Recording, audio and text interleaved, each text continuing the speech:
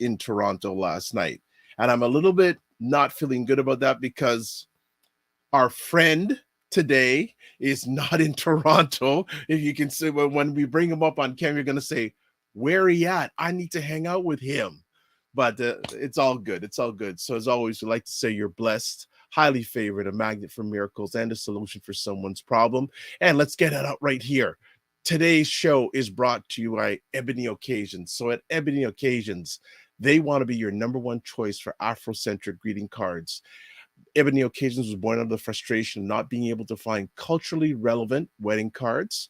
So they established Ebony Occasions back in February 2020, and they love hearing about how their customers felt giving cards reflecting them and about positive responses they get from their card recipients. So from birthdays to baptisms, showers to sympathy, whatever the card occasion, they have you covered. So that is today's show, brought to you by Ebony Occasions. So let's get to it. And let's get Ebony Occasions off and let me get myself back on. So yes, it's Friday. Hope you've had an outstanding week. In the Toronto area, it's been like cold, rainy. Like for myself, I'd rather have, believe it or not, I'd rather have snow than cold rain. I'm not a fan of cold showers. So if you are, come hang out in Toronto or enjoy the Toronto weather. Me, don't like it, but upcoming the weekend, temperature's supposed to go up to like 16, 17 degrees Celsius. So people have to do raking of leaves like myself.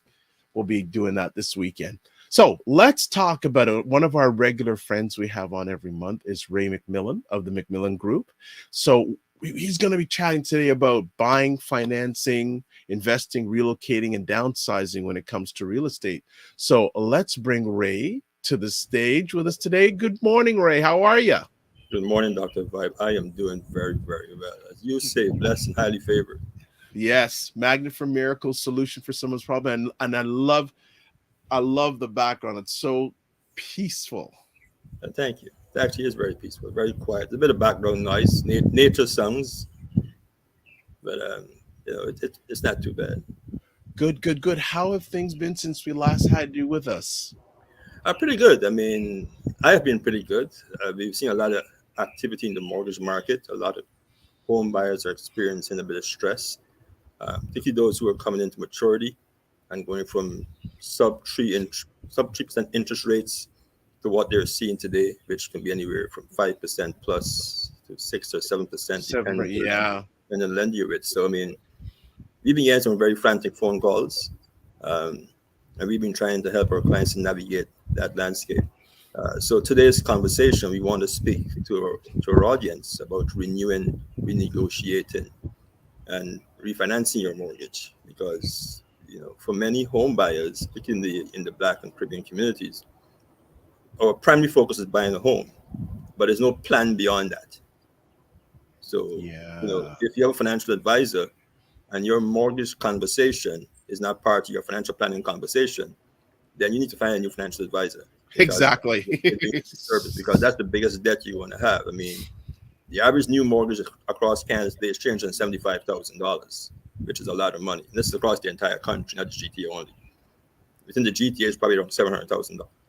Wow. So it's very important that when you get those keys for your home and all the excitement wears off, that is a plan. So, when you get that mortgage, you got a term for our Canadian audience of 6 months to 5 years, and then that term usually expires. For the US audience, it's 15 years or 30 years. So the term and the amortization is basically the same thing. So there's no expiry and renewal date. It's just basically got one mortgage for the rest of your life, and then you pay it off over 15 or 30 years. While here in Canada, we have mortgage terms, so as I said before, six months to 5 years, or as long as 10 years, sorry, but the most common is a 5-year mortgage. And we have an amortization period, which is the length of time to retire that debt, of either 25 or 30 years. So 25 years is if you bought it less than 20% down payment. It's a high ratio insured mortgage. And 30 years is if you bought it 20% or more. So it's what's called a conventional mortgage. But what do you do when that term matures, right? Do you just sign the renewal document? Do you do nothing? Um, or do you, at that point, figure out how do you get on track to paying off that mortgage within the predetermined time? Now, and that time can be 15 years for yourself or for yourself and your spouse, or it can be 20 years. It's happy at 25 or 30 years. That is the original amortization. So when the mortgage matures, most lenders will send you what is called a renewal document. And that document should come to you between 60 and 30 days before the maturity. And I'm talking about bank, institutional mortgages now. So whether it's a bank, trust company, credit union, or mortgage lender, they will send you some correspondence. And on that document, there'll be a series of terms and interest rates. And you should possibly go through it with a mortgage professional, get an idea of the interest rate landscape currently and what's projected for the future to decide what term makes sense for you.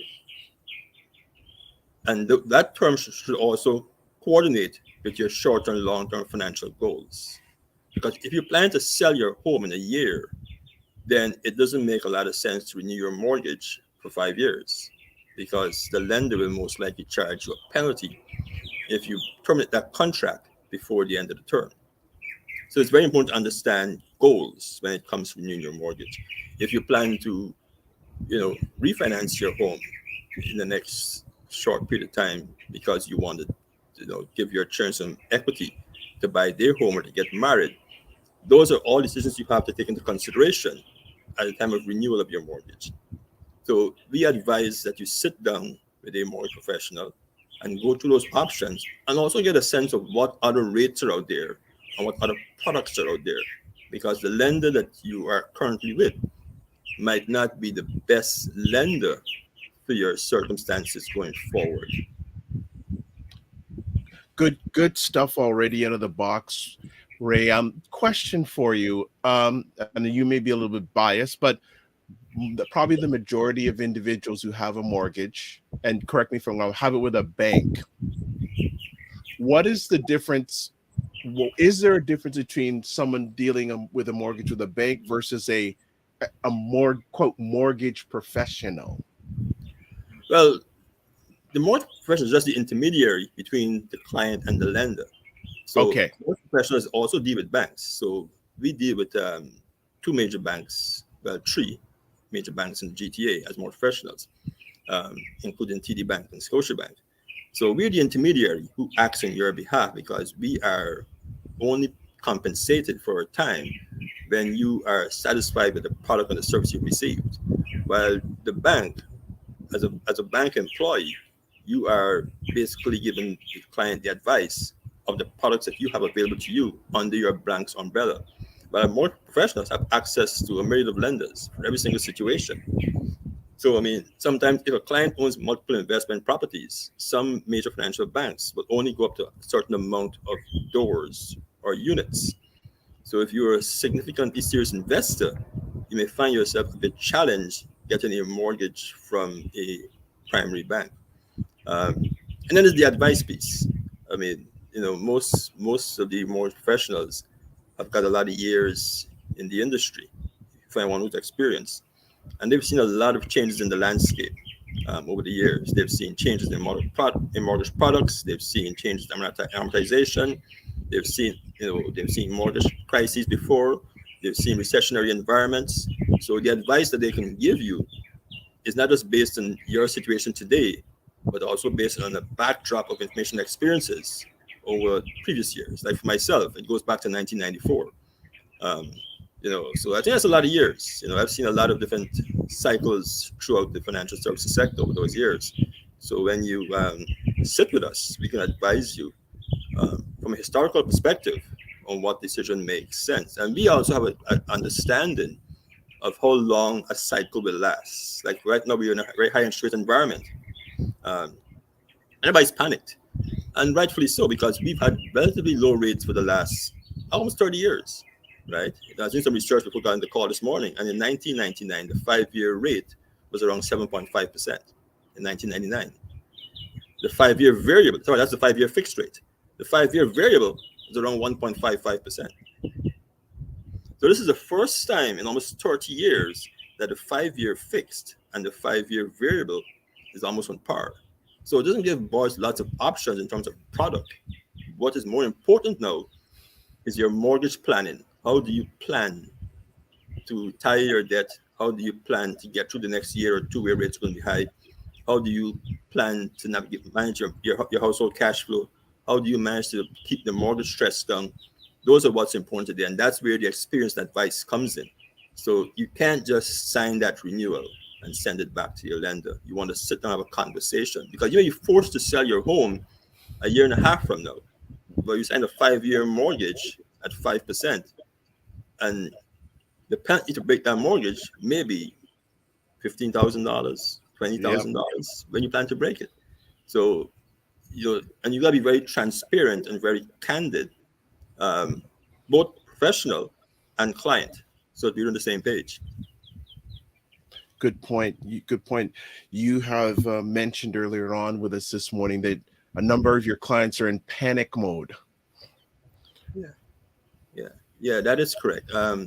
So within the lending landscape, the different categories of lenders. So you've got your prime banks and mortgage companies that give you the best rates. So you've got your TD Scotia Royal Bank, then you've got your First National and MCAP that give you great mortgage products. And then there are what is called alternative lenders, or B lenders, where they deal with clients who are self-employed or may not fit the requirements of a prime bank, and they usually offer rates that are a bit higher than the traditional prime lenders, and most of those terms are 1 to 2 years. So we've had some clients who were in situations where we had to go to an alternative or a non-prime lender, and the rates weren't bad a year ago. It was just like about probably 0.5% higher than what the bank was offering. It's around 3.5%. Now today, those rates are around 6.9 to 7+%. So if you've got an $800,000 mortgage house you bought 2 years ago, your payment shock is significant. I mean, you're looking at probably a $2,000 per month increase in your mortgage payment. So how do you navigate that? Added to the fact is that we've seen home values pull back quite a bit in many markets across the GTA. So you're in a bit of a quandary. So we've got to try to manage the emotion, figure out with the client what makes sense. Should they sell and downsize? Should they, try to ride it out for the next 6 months? Can they rent part of the home in order to offset their income? All those sorts of stuff. So it's a very emotional conversation, because most folks, particularly folks in the Black and Caribbean community, are emotionally attached to their homes. There's a lot of emotion that goes into buying that first one, owning that first one in Canada, particularly if you're an immigrant. So it's usually a content that has to be dealt with very, very carefully. What we have managed to do in our office, we usually have the clients come to us with the renewal document, and we usually manage to negotiate a rate that is a bit lower than what is offered in the contract. We've done that successfully over the last several years, where we could probably get between a 0.25% and a 0.5% discount on whatever they're offering you. And that's why the content is very important, because most clients don't even know what the products mean. They don't even know what the amortization should be on their mortgage. They have no clue. And I don't fault them for that. That's not your primary purpose in life. You Right. know what you do. You're a carpenter. You're a school teacher. You're a doctor. You're not saying look at mortgage rates all day long. That's not your profession, right? Good stuff. Well, that someone is here saying hello, Divine Right. As always, saying good morning, Dr. Vibe and Ray. Taking notes. Ray always drops gems. Good morning, And- Divine. Thank you very much. And also, she has a question. Of course, she has a question for you, saying, Ray, how do you feel about folks working with credit unions in regards to mortgages and products? I've been with mine for almost 10 years. Well, there's significant advantage working with credit union, because the credit union is based on membership. You're not a customer. You're actually a member of the financial institution, and the profits are shared among all of the members. The criteria for credit unions lending is significantly less stringent because of how they're governed by the financial bodies, both in the US and Canada. So your approval rate and the service you're going to receive at the credit union is probably going to be better in many cases than working with a major bank. given the fact that you are a member of the credit union and not a customer. One of the limits of a credit union, however, is that they will only work within a certain geographic area of the location of one of their branches. So let's say you're in the DMV, for example, you're in Baltimore, and there's a branch somewhere in Tungsten, Maryland, right? They will probably only limit in a 50-mile radius or 100-mile radius of that branch. So it will limit where you can purchase your home if you are working with a credit union. But yeah, I mean, I'm a big fan of credit unions. I also bank with a credit union, and I've had nothing but success working with them when it comes to doing mortgages. Good to hear. Good to hear. What else are you wanting to share with us today? I know you've always got things you'd like to chat about. So Well, the thing we want to speak about also, that when you renew your mortgage, you don't have to renew with the same lender. It's what is called a switch at maturity. So if you with lender A and they're offering you 5% on your 5-year renewal, and lender B is offering you 4.79%, you can switch your mortgage from lender A to B at no cost to yourself. Once the amount of the mortgage, the amortization does not change. Now, if that mortgage is insured by a default insurer, right? You have to provide them with the default insurer's information or the account number so that they can switch the product exactly the way it is. If you make any changes at maturity, whether you change the amortization, whether you increase the mortgage by $25,000, it's no longer a switch or straight renewal. It's now a refinance, right? So that's a different part of our conversation. But yeah, I mean, there's so much to learn and know about managing that mortgage so that you get through that process smoothly. I mean, most Canadians will pay off their mortgage by the age of 58. They'll be mortgage free. In the US, the number's about 60, 63.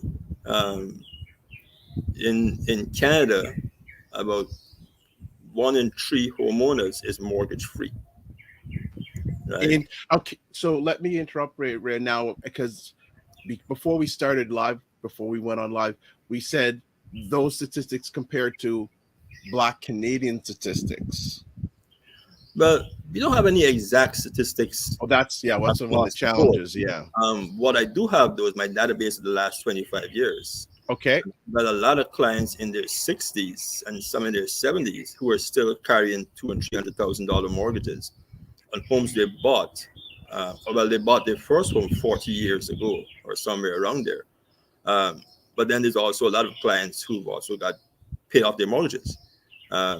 So that's why the mortgage planning process is important, because when you buy that home, you got to make a few decisions.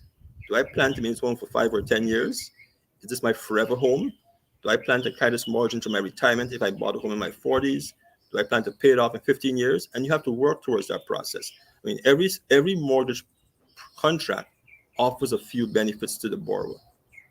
They've got bonus payments, anywhere between 10 to 25% of the mortgage can be paid as a bonus every single year, regardless of the outstanding balance.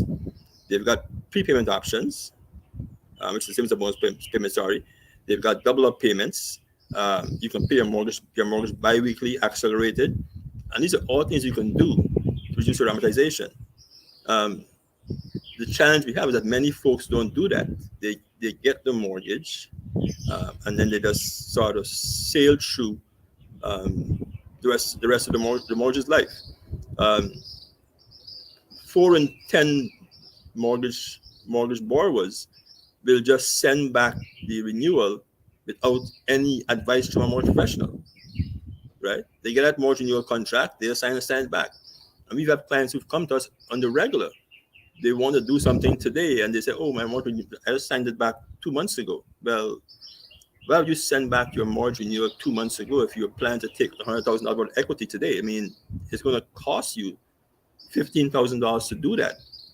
Well, if you had waited and sat down with somebody and have a consultation and have that conversation of what you're planning to do, you wouldn't have incurred that debt, because that's money you're never going to get back, right? So it's very important to have these conversations. That you have to plan how you want this mortgage to work for you. And many home buyers, their goal is to pay the mortgage off, and that's fine. But there are many other people who are using their home to leverage for other investments. And that's where even more careful planning has to be done, because it's going to get very expensive every time you try to access cash to either invest in the stock market or to invest in your children's future or to invest into more real estate. And that's the whole part of refinancing. That's where the refinancing comes in now. The renegotiation, the refinancing, right? So people refinance for a couple of reasons. One, to access equity, to either pay off debt or to invest in something else, or they refinance to reduce their interest rate and cost of borrowing. So right now we're at a relatively high interest rate environment. We're somewhere between 4.8 and 5.25 for a 5-year fixed rate mortgage. Is it going to last forever? The answer is no. Is it going to last 5 years? We don't know. However, if 2 years from now rates start to drop back below the 3% range, what you will see happening is many mortgage borrowers will start to consider refinancing their mortgage to take advantage of the lower rate environment and the related lower payment that comes with that process, right? So, and that's why it's important today to decide what mortgage term makes sense, right? Would you go into a 5-year renewal today, or do you want to take a 1 or 2 year term and decide, okay, I'm going to watch this rate environment for the next year and a half, watch the inflationary numbers, watch the Bank of Canada and see what they're doing, also watch the Federal Reserve Board in the US, see what they're doing before I decide how to proceed, right? If you plan to buy a home, the best time to buy is today. The next best time was yesterday. So you can't time the market, you can't time the rate, but you can take the right product that allows you to take advantage of any changes in the future. And that's what's important. Now, does it make sense to go variable? For some people, it might make sense, right? Even though the prime rate may increase again a couple of times in the near future. Why does it make sense? Because the variable rate mortgage is very, very flexible. You can actually renegotiate that mortgage anytime in the future with very minimal penalty.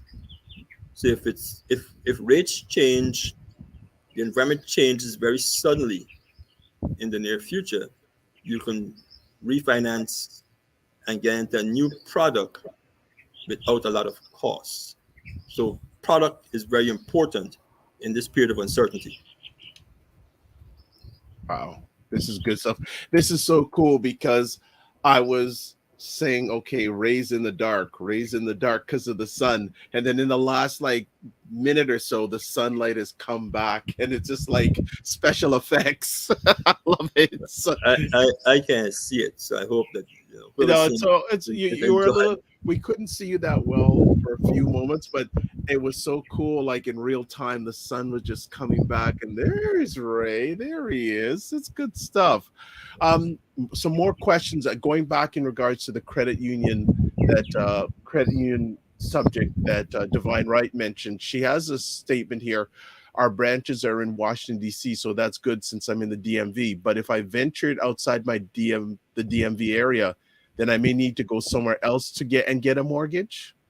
Well, if the credit union has branches where you're going, you're fine. I mean, many credit unions have a very large network across the country. Some of them are localized to certain states or certain areas. Like I know in Florida is ViStar, and ViStar is many areas of Florida.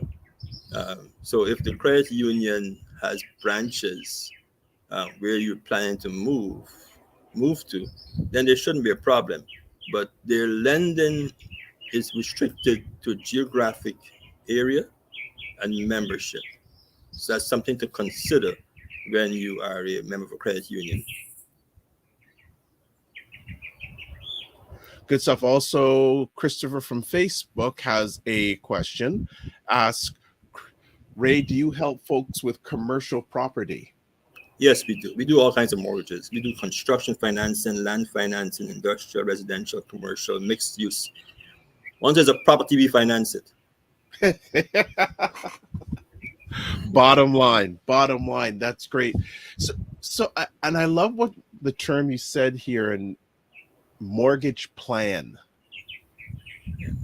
A lot of people just think about mortgage, but the plan aspect adds a different thought process.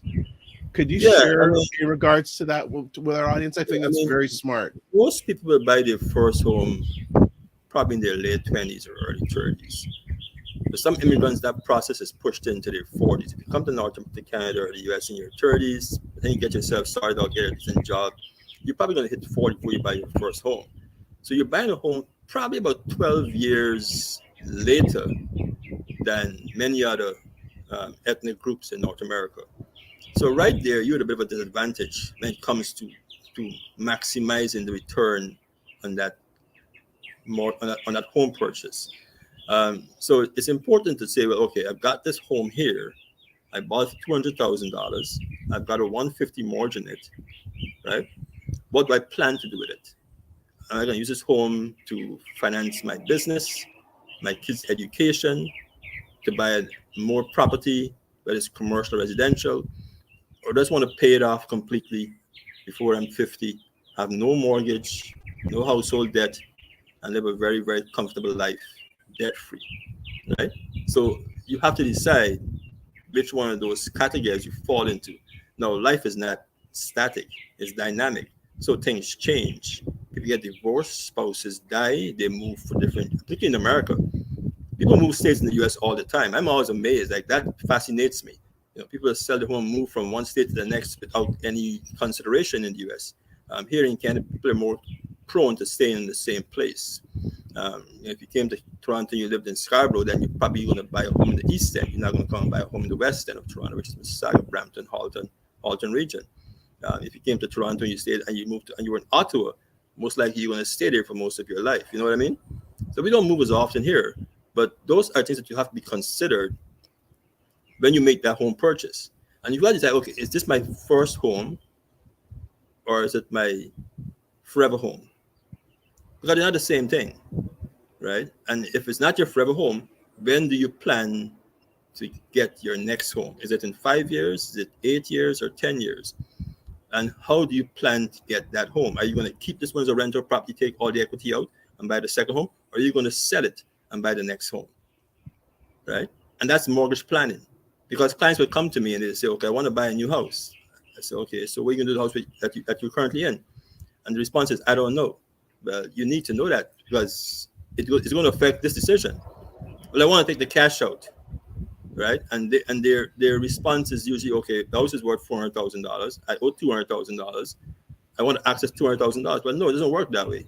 You can get $100,000 out of your house because the bank wants to have some equity in there just in case markets go sideways, like they're currently going sideways. Yep. So you have a lot of those very random thoughts that clients come to us with. And we have to figure out how to, have a professional conversation in a respectful manner. Let them know that let's sit down and work this out. How much do you want to spend per month? I mean, the house you're living in right now, you bought for $200,000. You got a 150 mortgage. The one you plan to buy is a $1.5 million. It's going to be a $700,000 mortgage. Do you know what's going to cost you per month to live in that home? Your taxes are going to be 4 times higher. Your utilities are going to be 2.5 times higher. You're probably going to end up having to commute further away from work, so your transport cost is going to increase. So you're going to end up probably spending $3,000 to $4,000 more a month to move into this house you want to move into. Did you plan for that? Right? And that's why the budgeting, the planning, understanding, market conditions. Is it a good time to sell it or buy it? Does it work in your favor? All those are very, very important. You've got to have your team together. You have to have a very good seasoned realtor and a very good seasoned more professional to help you make those decisions so you come ahead winning. I mean, I've got clients who've got very small mortgages. I mean, I've got one client right now, good client of mine, a friend of mine. He's very conservative. He's got like a $75,000 mortgage. And I've been trying to push him to buy investment property for the last 10 years. He has no interest in that process. All he wants to do is retire, collect his pension, and go to Florida every now and then with his wife. That's all he wants to do. And I respect that. Not everybody wants to cash all the equity and take the risk of buying investment property because there's a huge risk to doing that. Because, there's many things you can't control when you refinance your home to buy an asset that you're not there all the time to manage it. Right? I mean, if you plan to go back to the Caribbean and live, or move to part of North America, and you've got 5 investment properties across the GTA to refinance your home to purchase. If you have a proper property management company, it could become a bit of a challenge for you. And not everybody wants to be in that position. Some folks Right. want to have that cigar and a rocking chair and enjoy the best years of their life. Got it. Got it. No, that's really, really true. So let's just do a little reset here. You're watching the Morning Vibe live October 21st with Ray McMillan, and we're talking about buying, refinancing when it comes to mortgages and real estate. And someone has put in the comments here, I think Ray will like this one. Kim says, "Good morning. I'm loving where Mr. McMillan is. The bird, yes, that bird in the bird in the background. It's quite nice, quite nice. And yeah, people, if you have any questions, if you're watching this live, please feel free to ask them. Ray's here to answer any sort of questions, and also too, if you want to reach him outside of this program, there are the phone numbers: Canada, US, toll free, and also the website. So get all your questions about mortgages and refinances on any sort of property, as Ray said. He can answer. He has the evaluated experience. So got a question coming up here from Divine Wright. Another question. She asks, if a person had to short sell a house some years ago, will that affect getting a mortgage? I had to short sell my house in 2010. Will that matter when getting a mortgage? Usually, the statute of limitations on most transactions. Most times, it's 7 years, so it should not affect you today. But you may want to check within your current state to see what their guidelines are for that sort of stuff. But the statute of limitations on most things, short sales, financial issues, credit issues, bankruptcy, it's usually 7 years, and after that time, it usually comes off the credit profile. What I do know is that most lenders who are involved in the short sale or bankruptcy process might not want to lend you money again. So you have to go to another lender. But you have to check with your state to see what the statute of limitations is on that particular question. Coming back to the mortgage plan. Sorry, go ahead, Dr. Vine. No, just I had not heard the term in real estate before. I've heard it in the stock market, but short sell when it comes to real short estate. sell is a power sale process in the US. That's a little bit here. Here we've got a default management process that is very different from the US. So if money goes into financial difficulty in their home in the US, depending on the state you're in, as a buyer, it can be a very difficult process trying to buy that home, because the client still have some involvement in the process. While here in Canada, the lender takes possession of the home, and the buyer doesn't have a whole lot of leverage in the default management process. It's between the lender, and their lawyers who actually get rid of the property. But what I was going to say before that comment is that we have to, when we take a mortgage in Canada, we have to know what the exit strategies are. So a lot of people take mortgages just based on the interest rate, right? This lender has the best interest rate, so let's go with this product. But some lenders, you can't refinance your mortgage, you can't pay off your mortgage unless you sell the property. And there are many lenders who are like that. So if you got a mortgage with some lenders, and it's a 5-year term, and then 3 years in you want to renew your mortgage or refinance it, you may find at that time that you cannot pay off the mortgage unless the house is sold, right? So it's very important that when you get that mortgage approval from the lender, it's going to list all the conditions in there that will impact your life over the next 6 months to 5 years, or 10 years, depending on the term of your mortgage. And in there, it's going to tell you what your prepayment penalties will be, what your bonus penalties will be, whether the mortgage can be ported.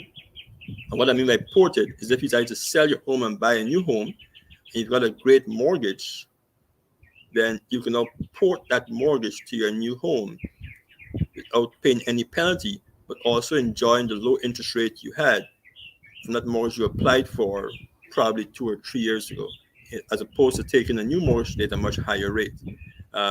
Is your mortgage transferable? Can you transfer it to another individual? And those are all the conditions you want to look at when looking at the mortgage. So it's not just the best rate. So when you see a lot of lenders advertising the best rate for mortgages, you want to dig a little deeper and find out what conditions come with that best rate. I like what you said there. You know, just because they put something up front, there's the backstory that you're only hearing the front story. There's a backstory behind that. So that's really, really good and very good knowledge. Divine Right continues here. She says, I bought a house right before the bubble burst. They were just giving out mortgages back then. First mortgage company went under 3 months after I bought my house in 2006. The second lender was awful. Yeah, very common experience in the US during that period from 2006 to 2009. It was a nightmare. Hope we don't find ourselves in that position again. I think banks are a lot more prudent today.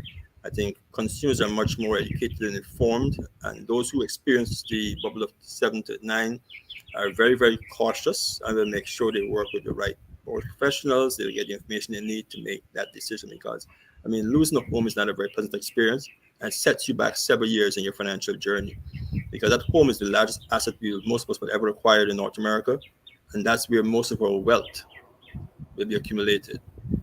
So, I mean, it's very important that you understand the process and ask a lot of questions. If it doesn't feel right, it's usually not right. Agreed. I don't know how much expertise you have in this, but Hayden has the question: how do the members of a credit union share in their profits? I don't know if you know any of that information or not. It's not like a dividend. Very similar when you buy a stock in a company and they pay you a dividend. So yes, you buy a stock with let's say Meridian. Let's use a stock. I don't know, Isabella, Canada, CIBC stock, right? You bought a share, $50 a share, and they said they're going to pay you a dividend, which is part of the company's profits every quarter, every year. The credit union is very, very similar, right? As the more profitable their year, the nicer your payout is at the end of the year. And you can choose how you want to, whether you want to reinvest your profit into your savings account. I mean, there's many ways to do it. That's just a very brief summary of the process, but it's a lot more detailed than that. Right. I can imagine. It's, when it comes to this stuff, there's lots of the details. The devil is in the details. Devil is in the details. From Facebook, Lesline, and that's Lesline McEwen, who is now part of our monthly folks who visit our lovely family here, says, such valuable information. I wish I knew all of this in my mortgage seeking days. Thank you, Leslie.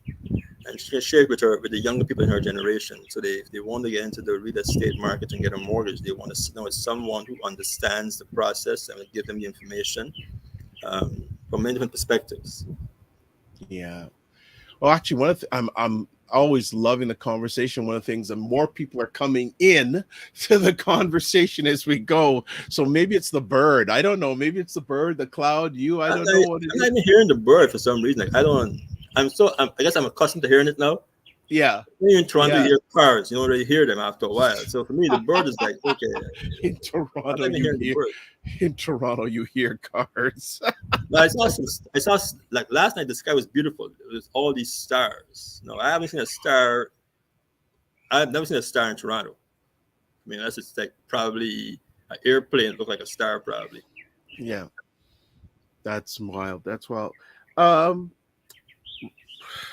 What about the whole aspect of downsizing? For many homeowners, it's a very difficult conversation, but very necessary conversation. You downsize. Well, the first case is if there's a marital breakdown. You've got a couple in their 40s or 50s. They've had a home for 10 or 15 years, and the marriage falls apart. It might be necessary to downsize, because trying to pay out a spouse and keeping that existing property may put a lot of financial strain on an individual. And what I found in my experience, that most times it's the female partner who wants to keep the home, and they will go to any means to try and keep that property, because there's an emotional attachment many times to that property.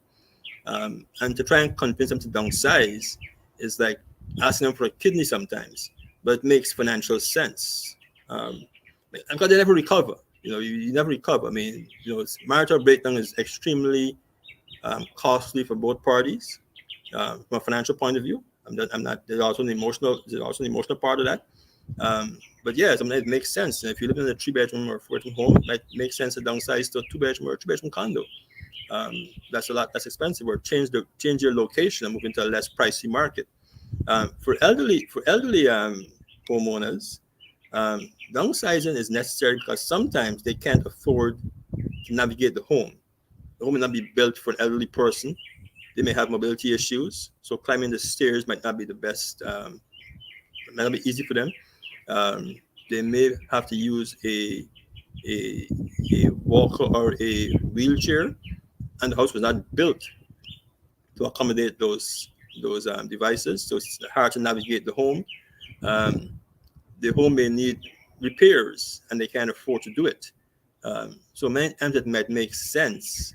I think if they had that home for 25 years or more and they've never refinanced and increased their mortgage, it might make sense to just look at finding yourself in a quote unquote retirement type community than staying in a home that is very costly to maintain and hard for you to move around in. Now, I'm going to go into a part of the conversation now. It's not very fun. It's not a very fun part for many of our Caribbean immigrant homeowners. And I usually recommend to my clients who are getting into their late 60s, perhaps it might be time to look at buying a condo. And many Caribbean and African immigrant homeowners have this repulsive response when I suggest buying a condo to downsize it. But a condo, even with the condo fees, it takes away a lot of the stress and challenges that homeownership comes with. There's no maintenance, right? There's no furnace to worry about, no windows to replace, no grass to cut, no snow to shovel. All you do is enjoy your home. So, if you're going to downsize, and you're retired, you can move away from the hustle and bustle of the GTA. You can move into a place like Grimsby, between Hamilton and Niagara Falls. It's a very pleasant environment. You can move to many smaller cities across Canada. You can move northern Ontario. You can move close to the lake, and then you can use the additional cash out equity from your home, if there's any, to improve your lifestyle, right? Which is also very important. I mean, you want to spend the best years of your life, which is after you retire, enjoying a certain quality of life, right? So I'm a big proponent of having clients downsize their homes because it improves the quality of your life significantly and gives you access to money, a lot of money. So can I get you to have that conversation with my parents so they'll give me their house? Definitely. Let's have a fun conversation. We had a session in our office a few weeks ago. Stephan invited some folks into our office to speak about the home income plans, where you have a lot of Canadians who are retired with fixed incomes, sitting in homes worth upwards of $1.5 million that they can't afford to fix, and they have no money in the bank. They've got a small pension. No. But there's much emotional attachment to the home. It's a very difficult conversation with them. And one of the things I told the gentleman who was in our office, I says, the way I look at it is, and I think we had this conversation in the past, Ryan, why wait till you are 90 and your children are 60 years old to give them their inheritance when they probably don't even need it? Why not give it to them when they're in their 40s? So they've got about a 20-year head start on maximizing that money. You still stay in your home, or you still stay in a home. You've cashed out the equity, or you sold the home or taken a home income plan. You've given everybody their share of the investment, and everybody's not able to take their life to the next level much sooner. But it has to be a family conversation, and we are very, very prepared to do information sessions with family groups or individual families to explain the process, because the challenge is the information that is being put onto many people is not correct in many instances. They don't understand the process in many cases. And yes, having a nice home and a nice lawn and your flowers in your gardens and your little bedroom in the back is great. And some folks enjoy that. but you may be able to do it in a smaller home and have the same quality of life with access to more money and giving your children the money earlier. You know what I mean? Definitely. And my apologies for being late, everyone. That's okay. It's all right. It's all right. People are waiting on you. That's why more people Right. on Fridays they come past half hour because they know Ryan's gonna be here. So that they're waiting on you. Your fan club, your fandom. Yeah, I appreciate that. Just to update here, Divine Right said, yeah, that was my grandmother. She sold our family house when she was 92 years old. After living there for 60 years, she could no longer manage the house physically and moved into assisted living. And she goes, she was able to live very comfortably after selling her house and moved into assisted living. However, assisted living was very expensive in New York, and she missed living in her house terribly. Gotcha. Yeah. I mean, there's an emotional toll to someone who's lived in a home for a long time with memories. I mean, you have a lot of clients who are elderly, and they maybe have a spouse. I mean, they had all their children were born in this home. You know, this spouse was in this home. The spouse has passed. So it's a very tough conversation. And in the industry, there's certain individuals who are qualified to deal with senior clients. I work with one realtor who that's her niche. She only works with senior sellers, and it's a very delicate field to work in. There's a whole lot of processes involved.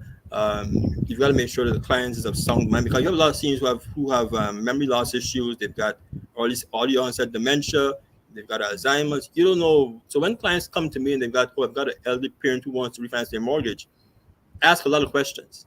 And I want to know who the lawyers are, who's the lawyer representing yourself, who's the lawyer representing the client, because the last thing you want is to have, adult children take advantage of an elderly parent or grandparent because that person has, some health issues. And sometimes it's not always visible to the person who is not familiar with that environment or that kind of situation.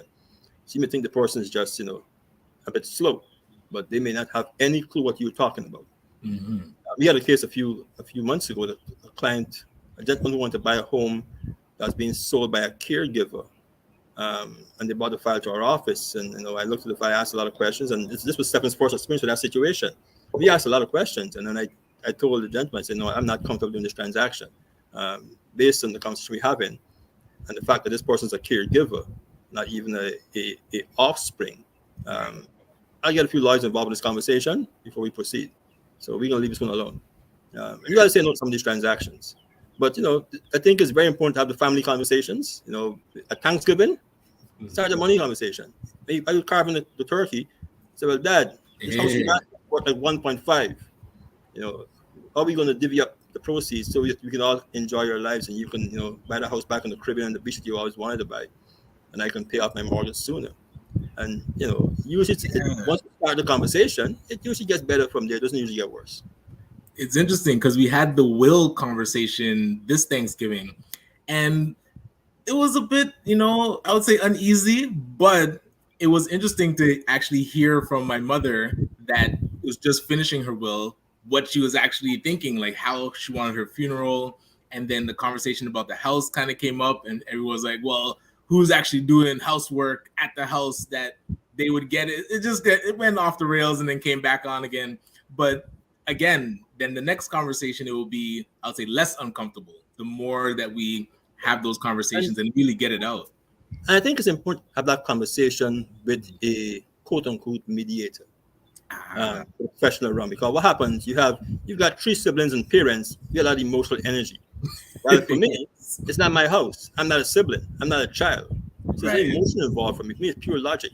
I will outline to you my recommendations based on what I'm hearing from all the parties and give you best case and worst case scenarios. So it takes away, we've done a few wills for a few of our clients also. And it's sad because you've got parents who don't talk to some of their children who stop talking to their parents only living home. You got 4 kids, only 2 kids on inheritance stuff. The other 2 kids are out of the will. You get a lot of that kind of stuff. It's a very, very, particularly in the African and Black community in Toronto, it's a very strenuous and tiring conversation, but it's a very, very necessary conversation, because the last thing you want to do is to die without a will. I mean, I can also report to clients we've dealt with. I mean, I had another client about 6 years ago, because Steph was in the office at the time. Mother had a home in Brampton. She was a nurse. Had a home that was worth probably close to $1 million with like a $200,000 mortgage, and she died suddenly from cancer. She had 2 daughters, and there was no will. And then there's a common law boyfriend involved, right? So the common law boyfriend is not the girl's father, not the 2 girls' father. It was a nightmare. They ended up spending about $300,000 in legal fees. Whoa! So all the equity was eroded. So you went from having a $200,000 mortgage to like a $300,000 second mortgage, and it became a nightmare. We tried to help them, and the 2 sisters were locked with each other. They're having their own issues, you know. I mean, you got a lot of dysfunction within Black and African Canadian families, different fathers, and so I mean, and I say this very delicately, as a Black mortgage professional, as Black mortgage professionals, we understand how to navigate that landscape. It's not an unfamiliar territory for us. So I am sensitive to how to ask the questions, because not because a couple are married and they've got 3 children, that all 3 children are from the marriage. They come from different marriages. True. Or they can be a child who came into the marriage from before, either by the mother or the father, or they may be a child who was adopted, or a foster child. It could be a niece who was adopted. So there's so many different scenarios within Black and Caribbean families, family dynamic, that affects the way our finances function. And we need to be transparent and honest so that the wealth goes to the next generation. Because the more secretive we are, the more we're going to lose in the long run. Nobody's here to judge anybody. You need to, Ray, you need to repeat that about the more secretive you are. I think you need to repeat that again. Okay. That was a very powerful statement. Put on replay. You got it there. Come on, memory's not You understand what I'm saying? You understand what I'm saying, right? Like, we're not here to judge you. This is not a judgment conversation. I'm here to give you advice. And I started doing this in 1994 as a financial advisor. So I've seen it all. I've seen it in all communities. Like, everybody's got mess in their communities. The Black folks are no worse, right? Every other ethnic group have their own issues, whether they're Greek, Italian, Punjabi, they all have issues. It's not a Black thing. But for some reason, ours usually cost us more. Many families here have got families back in the Caribbean. We've got families back in Africa. There are many of us who don't have parents in this part of the world. So there's no paperwork in place to advise what to do, when to do it, how to do it. If somebody dies, and I hate the word prematurely, because death is when the death is. There's no premature death. Like, death is death. I'm talking when you die. There's no premature untimely death. Like, you got to plan for death. From the day you're born, you're going to die at some point in time. So you got to plan your death. So too many people are not planning it. So we don't know how much mortgage is owed on the home, right? The client will tell us, okay, I've got a mortgage for $200,000. And then we do a search, and there's a HELOC, home credit, for $400,000. So, actual fact, your mortgage is $600,000. Right. But in their mind, the HELOC is a line of credit. And that goes back to a question that Dr. Vibe answered earlier. But who should I work with? Should I work with the bank advisors or a professional, an independent professional? Many times clients go into the bank and get a product, and they have no clue what they got. But they trust the bank blindly because that logo is standing there. That big red logo, big green logo, big blue logo has been there for the last 200 years. So you trust them without asking any questions, not knowing what you have. When you come to a mortgage professional, we have the risk of losing our license if we don't advise you properly. We have an ethics standard that governs us. So we have to disclose every single thing to you. So, you need to understand, anything registered against your home is a mortgage. If you bought a water filter system for your home and it costs you $15,000, and they ask you for your mortgage deed and your property information, that means they registered that $15,000 debt against your home. It's a mortgage. Right. If you want to sell your home, you got to pay that $15,000 off for the lawyer before the proceeds hit your pocket. And many of those things we don't understand. Right? So we always tell clients, bring us all the paper. Bring us everything. And we go through it page by page to figure out what documents are attached to this home. It might be from 15 years ago. But we got to have the conversations. We have to understand the mortgage terms and that sort of stuff. Just do a reset with comments here. Awesome W says Ray is not in the dark. He is a ray of sunshine. Yes. Very valuable information. Thank you. Divine Right goes, that's a whole other conversation. Having a will and keeping it updated. My grandmother's was not updated when she passed. And then updated, right? Roger Dundas goes, preach Ray. Hey Roger, how you doing, man? Yes. Good stuff. Ryan, what else you're wanting to ask? And people keep on putting the comments. We can go into a little bonus time if you need to, everybody. But Ryan, anything else?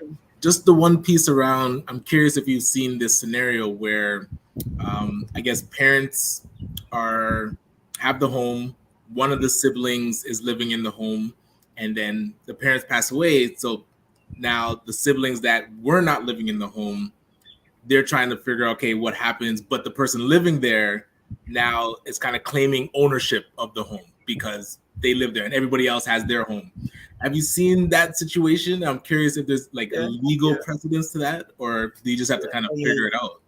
I mean, usually in that case, you have to speak to the real estate and the family lawyer. But that's very common, particularly the sibling who's living in the home was actually making a contribution. If they were paying the utilities, paying part of the mortgage, paying part of the property taxes, doing maintenance in the home, they were keeping the place, doing the landscaping, that kind of stuff. It can get very, very messy. And it's always very unfortunate, when siblings fight. There's a Ghanaian proverb that goes this way: when brothers fight, strangers inherit the land. Okay. Yes. Right? So, I mean, there was systems in place in other cultures before, outside of North America that allowed us, historical time, I'm going back 200 years now, allow us to share our land among their families. So here in this part of the world, we have to use the systems here to protect our assets. There's power of attorneys, living power of attorneys, living wills. There's the will, as Divine Right mentioned. You got to put all these things in place, and no one is too young to have a will. Right? The minute you start working, you should have a will, because you now have to give people instruction what to do with your savings, what to do with that nice Mustang GTO you got parked in the garage, what to do with your pension plan. Like, there's a whole lot of things you have to tell people to do for you. And how you want to be buried. Do you want to be cremated? Do you want to be buried? Do you want a huge funeral? Do you want that's so important. Funeral? All those things. And then when you own the home, you want to tell people, like, do you want the home to be sold and given to the kids? I mean, someone told me a few years ago that they would only leave the home for one child. You can't leave a home for 4 children because you can't cut it up. So if you've got several children, and this is for all of us who have children, if you've got more than one child and you own a home that you plan to leave to your children, the instruction should be to sell the home, pay off all the liabilities, and divide the remaining assets equally among the children. End of conversation. You can't leave a home. The most challenging one is folks who live in North America and have property back in the Caribbean. And you've got several siblings. You've got the father has 2 kids from before. You've got 3 kids here. And this is not only even parts of Africa, parts of West Africa. Father passes away, and then 2 kids pop up out of nowhere, right? And there's no will. And you've got 20 acres of land on the north coast of Jamaica, or the north coast of Grenada, or the north coast of St. Lucia. How do you divide this land among these 8 children? All happens that it drags on forever. So, I mean, if the asset can be refinanced, you refinance the asset, take all the cash out, and give everybody their $100,000. Everybody's happy. Right. Good stuff. Good stuff. A few comments here. Roger says he had his first will at 21 years old. Divine Right goes, Yeah, that's amazing, Roger. Divine Right also likes the knowledge bomb that Ray dropped: when brothers fight, strangers inherit the land. Well, as we always say, too many people die with a bill, not a will.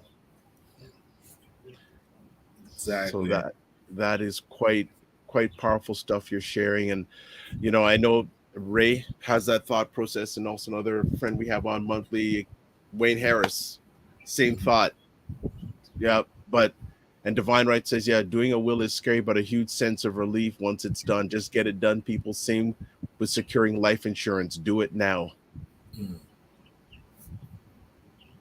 Very important. Sense. And Ray, I'm loving your ambiance. I feel like back to vibe. We got to do an outdoor episode. Well, sun shining. I think this is the coolest part of my environment. Unless I got the breeze here, so I mean it's not deliberate; it's more accidental. Yeah. Are you in town or are you? Let him enjoy where he's at. Thank you, sir. Cool. Let him enjoy where he's at. No, I think that it's so yeah. Well, Ray, the first time we do an outdoor show, if there was possibly, we should have Ray on and say Ray was the catalyst. Inspired. He was the inspiration for the first outdoor show back on October 21st, 2022. We were in the clouds. Love it. And this is not a Microsoft Office thing, though. It's real. It's real. It's Who does the cloud thing? I have no clue the cloud thing. It's a real deal. I love it. Anything else you're wanting to ask Ray? Ryan, are you good? Yeah, nothing on my end. Okay, Ray. We don't want to take up any more of your cloud time. Just anything else you're wanting to share with us? I want to read the fact that the mortgage planning process is very important. Many folks invest all their energy into the home buying part of it, and then they forget the rest of it. Right. And then you run into the problems because, I mean, with home buying, many people start to spend money unplanned. You buy a home and then the furnace goes in a year, or the roof needs to be replaced, or you got a leak in your basement. It's always something. So you always spend your money. You only spend about probably $10,000 or $15,000 a year that you didn't plan to spend in many cases. That's an investment property or the house you live in. So the financial planning part of the budget is even more critical. And that's why I'm going to go back to a point I made in the previous conversation, that buying the top of your budget is one of the biggest mistakes many home buyers make. Like, and a lot of people always ask you, what's the maximum you qualify for? Mm-hmm. You want to ask the question, what is the most comfortable mortgage payment you want to make every month? That should be the question, because two things aren't the same, right? Because particularly with young families, I always say young families have much more cash outlay per month than other families. If you got two children in childcare, then you're spending, I don't know, $1,000 a month, $1,500 a month in childcare, plus other activities. So what you can afford at 35 and what somebody can afford to spend at 55 is not the same thing. Two different things. Their cycles are very, very different. But many realtors, and I'm not knocking any realtors here. I mean, there's some great realtors out there. All I'm saying, you got to change the conversation. You got to move away from this maximum qualification, have a more holistic conversation about affordability, about budgeting, so that you have a plan, either pay your home off within 25 years or less, or to use your home to leverage it to buy more real estate or to buy a business or whatever you want to do. But if there's no plan in the initial stages, you can't get to the end result. It's never going to happen. Right. All will happen to you is you end up refinancing your home every 3 to 5 years because you'll be paying off debt all the time. And you only fast forward 20 years after you bought the home for $200,000, you have an $800,000 mortgage against the home with no clue how to get rid of that debt. And I've seen it many times, too often to tell you. I see it way too often. Right. Okay. For those borrowers out there who've got $100,000 or less mortgage, but then who are in the Black and Caribbean community and who are over the age of 50, I applaud you. You've done well. Definitely. Wow. Okay. You're in a very select what's the word you use? A very select group. Group, Very select group, very elite select group. Yep. Yeah. Divine Right says that's a keyword I was missing with my first house, a mortgage plan. And that's really what I was going to take away about mortgage plan today. And Hayden says a lot of issues discussed are generational. First generation folks from the Caribbean don't understand the North American financial culture. And Hayden, that is so true. I was one of those people. I got here with no clue. I told you guys in the conversation, I got a credit card for $2,000. And the month I was maxed out, I had a bunch of nice stuff, but I had no clue. I had to learn. The challenge is once I made the first mistake, I didn't repeat it. Right. Many people repeat it, right? And I mean, I agree with Hayden's comment. I hope I got the name correctly, but the information is out there now. Yep. Let's go to Google. In the 1980s and 70s, there was no Google. Right. You made our mistakes in private and in peace, and you dealt with your pain personally. Today, the information is public, and there's access to a lot of people who can share with you their story and give you the advice. So there's no excuse today. Like our children should not be making the same mistakes that we made, right? There's no reason for my sons, my daughters, making the same mistake that I made. If not, we have failed as parents and as contributors to the society we live in. Definitely. No reason. Facts. Well, Ray, thank you so much again for taking time to share with us. People, the contact information for the McMillan Group has been displayed throughout this conversation. Get in contact with them. It won't be a waste of time. Yes, make that plan. Make that plan. You Yes. know, when I was, I don't think I can grow up any, but when I was younger, we used to have an old Zenith television, and on top of that Zenith television, my dad had a card that said "Plan ahead." Mm-hmm.